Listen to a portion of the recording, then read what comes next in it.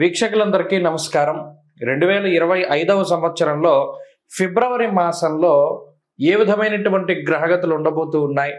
ఎందుకంటే ఈ గ్రహ సంచారం అనేటువంటిది ఫిబ్రవరి దగ్గర నుండి చాలా కీలకంగా మారబోతూ ఉన్నది. ఉదాహరణకి కుజునికి ఉండేటువంటి వక్రగతి పూర్తయిపోతూ ఉండడం, గురునకు ఉండేటువంటి వక్రగతి పూర్తయిపోతూ ఉండడం, అలాగే గ్రహాల్లో ప్రత్యేకమైనటువంటి మార్పులు ఇవన్నీ వెరసి ద్వాదశ రాశుల పైన పూర్తిగా ప్రభావాన్ని చూపబోతూ ఉన్నాయి. ఉదాహరణకి ఈ మాసంలో ఉండేటువంటి గ్రహస్థితిని గమనిస్తే ఫిబ్రవరి నెల 4వ తారీఖు రాత్రి అంటే 5 వచ్చేస్తుంది. 5వ తారీఖుల గాయతూ గురుని యొక్క వక్రగతి పూర్తయిపోతుంది. ఇప్పటి వరకు వక్రించినటువంటి గురువు ఇక రుజుమార్గంలో ప్రయాణం చేస్తూ తన యొక్క సాధారణ ఫలితాలని ఇవ్వబోతూ ఉన్నారు. ఇక కుజుడు ఇప్పటి వరకు వక్రించి ఉన్నటువంటి కుజుడు ఈ 25వ తారీఖు తోటి ఫిబ్రవరి నెలలోనే తన యొక్క వక్రగతిని పూర్తి చేసుకుని తిరిగి మరలా తన యొక్క రుజు మార్గంలో ఆయన ప్రయాణించబోతూ ఉన్నారు. అలాగే రవి మకర రాశిలో సంచారం చేస్తారు 13వ తారీఖు వరకును. ఆ తదుపరి 13వ తారీఖు లగాయితూ కుంభరాశిలో రవి శని గ్రహాల యొక్క యుతి.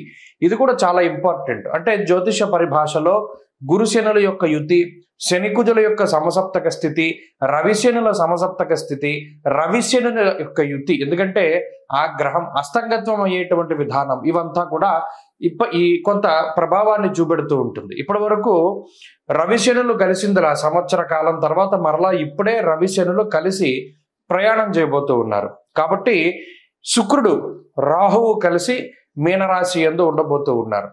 ఇలా ఉన్నప్పుడు ఈ ఫిబ్రవరి మాసంలో ద్వాదశ రాశులకు ఏ విధమైన ఫలితాలు కలగబోతాయో మనం తెలుసుకుందాం.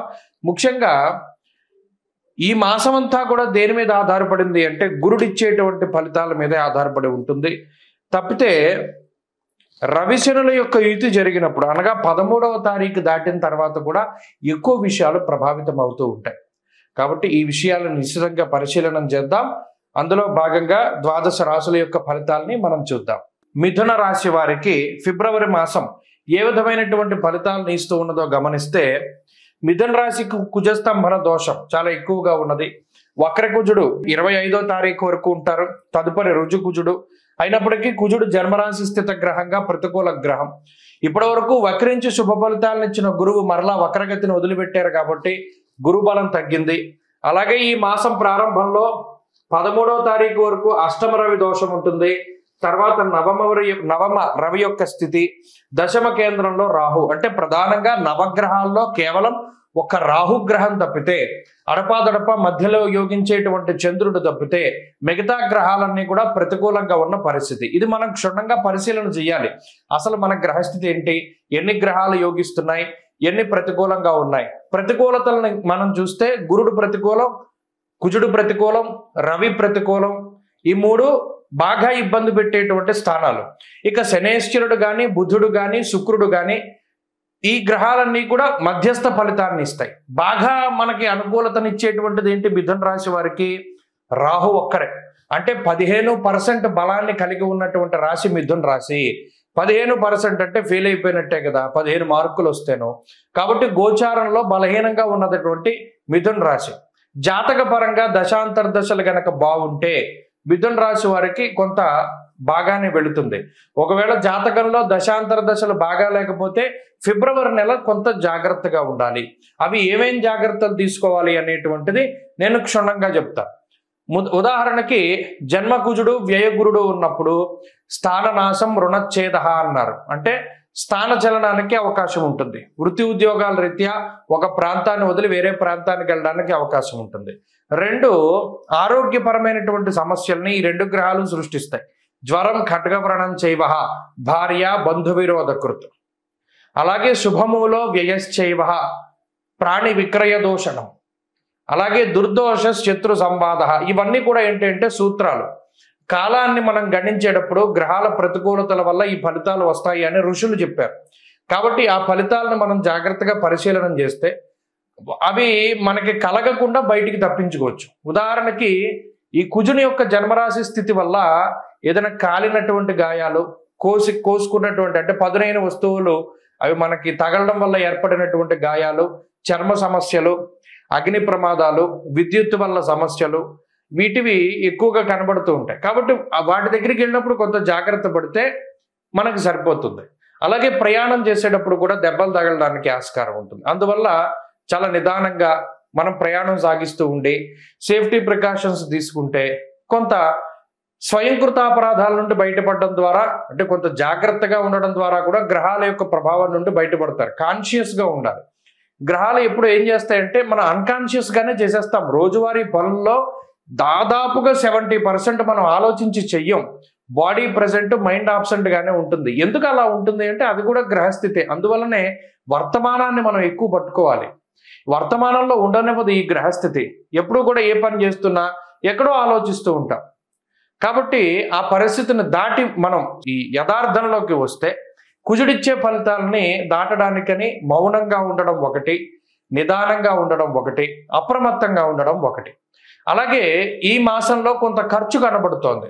అది శుభమూలకమైనటువంటి ఖర్చుగానే కనబడుతోంది. కాబట్టి ఒకవేళ డబ్బు ఖర్చు పెట్టవలసి వచ్చినా భయపడాల్సిన పని లేదు. అది శుభ కార్యక్రమాలకే ఖర్చు అవుతుంది అనేటువంటి విషయాన్ని దృష్టిలో పెట్టుకోవాలి. ఇక బంధుమూలకంగా కానీ లేదా ప్రయాణాల వల్ల కానీ కొంత ధనాన్ని ఖర్చు పెట్టవలసి వస్తుంది. ఆ రకంగా కూడా కొంత మనం ప్రిపేర్డ్గా ఉండడం మంచిది. ప్రత్యేకించి ఎప్పుడూ కూడా పక్క వాళ్ళ వెహికల్స్, పక్క వాళ్ళ వస్తువులు లేదా వాళ్ళు సెంటిమెంట్గా ఉపయోగించేటువంటి వస్తువులు ఏవి కూడా మీరు వాడకండి. ఎందుకంటే అవి మీ చేతిలో పాడైపోయే ప్రమాదాలు ఎక్కువ. దానివల్ల మీ స్నేహము లేదా వారికి మీకు ఉండేటువంటి స్నేహం దెబ్బతింటుంది. అందువల్ల బెస్ట్ సజెషన్ ఈ నెలలో ఏంటి అంటే, మీ బండి పాడైపోయింది, నడుచుకుంటూ వెళ్ళండి లేకపోతే బస్సు ఎక్కి వెళ్ళండి, కానీ పక్కవాడి బండి అడిగి వెళ్తే ఆ బండిని ఎవడోవాడు వచ్చి గుద్దుతాడు. మీకు బాగానే ఉంటుంది, బండి నాశనం అయిపోతుంది. అది మనం ఏం చేయలేని పరిస్థితి. ఇటువంటి విచిత్రమైన వాతావరణం ఉంటుంది. మనకు లేనప్పుడు అన్నీ మన దగ్గర ఉంచుకుని జాగ్రత్తగా మనం నిదానంగా ముందుకెళ్ళిపోవడం మంచిది. తప్పితే పక్క వాళ్ళది ఆశించడము, పక్క వాళ్ళ హెల్ప్ అడగడం ఇవి చాలా తగ్గించుకోవాలి. ఇది ప్రధానంగా ఈ మాసంలో ఈ రాశి వారు గుర్తుపెట్టుకోవాలి. కాబట్టి రాహు బలం మీద వెళుతున్నాం కాబట్టి మిథున రాశి వారు అందరూ కూడా కొంత మాయ అనేటువంటిది సహాయం చేస్తుంది.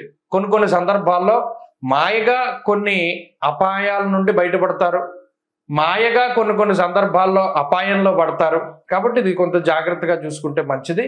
కాబట్టి ఈ మాసంలో ప్రత్యేకించి సూర్యారాధన ప్రధానంగా చేయండి. సూర్యుడిని గనక ఆరాధన చేస్తే ఈ మాసం చాలా అద్భుతంగా ముందుకు సాగుతూ ఉంటుంది.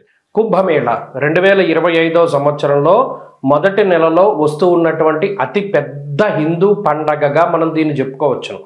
కానీ చాలామంది మనలో అంటే కుంభమేళ అనగానే మనకి నాగసాధువులు కనబడతారు. అలాగే ప్రయాగ్రాజ్లో జరుగుతూ ఉన్నది, భారీ సెట్టింగులు కనబడుతూ ఉన్నాయి. నిజానికి కొన్ని కోట్ల మంది, 40 కోట్ల మందికి పైగా ఈ కుంభమేళాలో పాల్గొంటారు అని చెప్పి అధికారికంగా వినిపిస్తూ ఉన్నటువంటి మాటలు.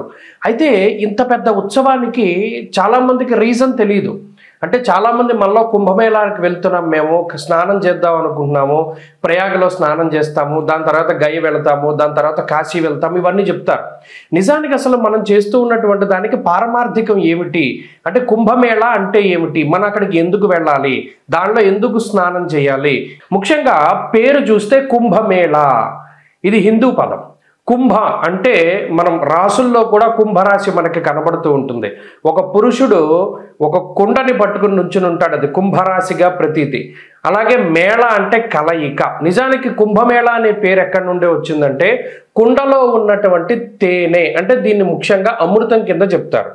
దేవతలు రాక్షసులు 12 సంవత్సరాల పాటు మందర పర్వతాన్ని ఆధారంగా చేసుకుని పరమేశ్వరుడైనటువంటి మహానుభావుడు శ్రీ మహావిష్ణువు ఆయన కూర్మావతారంలో కింద ఆ పర్వతం కింద ఉండగా వీళ్ళు కవ్వం కింద చేసుకుని ఈ దేవతలు రాక్షసులందరూ కూడా అమృతం కోసం ఈ పర్వతాన్ని జిలుకుతారు. అదంతా కూడా మనకి తెలిసినటువంటి విషయమే. అయితే ఇలా 12 సంవత్సరాలు ఈ పర్వతాన్ని అంటే ఆ క్షీరసాగరాన్ని మదించిన తర్వాత 12 సంవత్సరాల తర్వాత మనకి అమృతం వస్తుంది. ఈ వచ్చినటువంటి అమృతాన్ని ఎవరు తీసుకోవాలి అనేటువంటి ఈ తోపులాట్లో ఆ కుండలో ఉన్నటువంటి ఆ అమృతము 4 చినుకులు అంటే చిన్నవి 4 ప్రాంతాల్లో పడతాయి భారతదేశంలో. ఆ 4 ప్రాంతాలే ప్రయాగ్రాజ్, ఉజ్జయిని, అలాగే నాసిక్లో ఉన్నటువంటి త్రయంబకేశ్వర్, ఇక 4వది హరిద్వార్. మీరు ఎప్పుడైనా చూడండి కుంభమేళాలు జరిగినప్పుడు ఈ 4 ప్రాంతాల్లోనే జరుగుతాయి. దానికి కారణం ఇది. ఆ అమృతం, ఆ కుండ ఏదైతే మహానుభావుడైనటువంటి శ్రీ మహావిష్ణు స్వరూపంలో ఆయన ధన్వంతరి తీసుకొచ్చినటువంటి అమృత కలశం ఉన్నదో దానిలో నుంచి 4 బిందువులు పడ్డాయి భారతదేశంలో ఈ 4 ప్రాంతాల్లో. అందుకనే ఈ 4 ప్రాంతాల్లోనూ కుంభమేళా అనేటువంటిది నిర్వహిస్తారు. ఫస్ట్ ఆఫ్ ఆల్ ఈ పాయింట్ మనం గుర్తుపెట్టుకోవాలి. ఇక రెండవది, ఎప్పుడెప్పుడు జరుగుతాయండి కుంభమేళా అంటే? ప్రతి కుంభమేళా అంటే ఇందులో మనం ఒకటి గుర్తుపెట్టుకోవాలి, 12 సంవత్సరాలకి ఒకసారి కుంభమేళా జరుగుతుంది. అయితే ఇది ఎలా జరుగుతుంది? కాల నిర్ణయం 12 సంవత్సరాలు. ఇప్పుడు మనం గురుని బట్టే మనం పుష్కరాలు వస్తూ ఉన్నాయి. గురుని బట్టి ఎందుకు వస్తాయి పుష్కరాలు? అది కూడా మనం ఆలోచించాలి. మనం గుడ్డిగా వెళ్ళిపోకూడదు. ఓకే, గురుని బట్టి పుష్కరాలు వస్తాయి అంటే ఎందుకు వస్తాయి? ఇక్కడ దేవగురుడైనటువంటి బృహస్పతికి సంబంధించినటువంటి మానము ఒకటి ఉన్నది, అంటే కొలత. బారుహస్పత్య మానము అన్నాం. ఇప్పుడు మనం ఉన్నాము చాంద్రమానాన్ని అనుసరిస్తాం. సౌరమానం ఒకటి ఉంటుంది, బారుహస్పత్యమానం ఒకటి ఉంటుంది. ఇలా కాలానికి ఉండేటువంటి కొలమానాలు ఒక్కొక్క గ్రహాన్ని ఆధారంగా చేసుకుని ఒక్కొక్కటి ఉంటూ ఉంటాయి. ఇప్పుడు ఉత్తరాదిలో ఉండేటువంటి కొలమానం అంతా బారుహస్పత్యమానము, సౌరమానము అంటారు. ఈ సౌరమానం, బారుహస్పత్యమానాల ఆధారంగా సూర్యుడు గురుడికి సంబంధించినటువంటి గ్రహ గమనాలను బట్టే ఈ కుంభమేళా వస్తూ ఉంటుంది. ఈ రవిగురుల యొక్క మార్పులు, ముఖ్యంగా రవిగురులు ఇద్దరూ కలిసి వృశ్చిక రాశిలో ఉన్నప్పుడు ఉజ్జయినిలో ఈ కుంభమేళా నిర్వహిస్తారు. అలా కాక రవి మకర రాశిలో సంచరిస్తూ గురుడు వృషభ రాశిలో సంచారం చేసినప్పుడు ప్రయాగలో కుంభమేళా నిర్వహిస్తారు. అలాగే రవి మేషరాశి యందు గురుడు కుంభరాశిలో ఉండగా హరిద్వార్లో కుంభమేళా నిర్వహిస్తారు. అలాగే రవి గురులు ఇద్దరు కూడా సింహరాశిలో సంచారం చేస్తూ ఉన్నప్పుడు ఆ సమయంలో నాసిక్లో ఉన్నటువంటి త్రయంబకేశ్వర్లో మనకి కుంభమేళా నిర్వహిస్తారు. కాబట్టి ఎప్పుడు పడితే అప్పుడు రావు. ఇందులో 12 సంవత్సరాలకి ఒకసారి కుంభమేళా వస్తుంది. 12 కుంభమేళాలు పూర్తయితే దాన్ని ఒక మహాకుంభమేళా అన్నారు. అంటే ఈ లెక్కన మహాకుంభమేళా ఎప్పుడు వస్తుంది? 12లో 144 సంవత్సరాలకి ఒక్కసారి మాత్రమే మహాకుంభమేళా వస్తుంది. ఈ కుంభమేళా వచ్చింది అంటే ఈ 45 రోజుల పాటు సిద్ధులు, యోగులు, మునులు, ఋషులు, కంటికి కనబడనటువంటి శరీరాలతో తిరుగుతూ ఉండేటువంటి వారు, తేజస్వరూపులు, దేవతలు, యక్షులు, కిన్నెరలు, కింపురుషులు, గంధర్వులు ఎవరైతే ఉన్నారో వారందరూ కూడా ఈ కుంభమేళాలో స్నానం ఆచరిస్తారు. అందుకనే దానికి అంతటి ప్రాధాన్యత.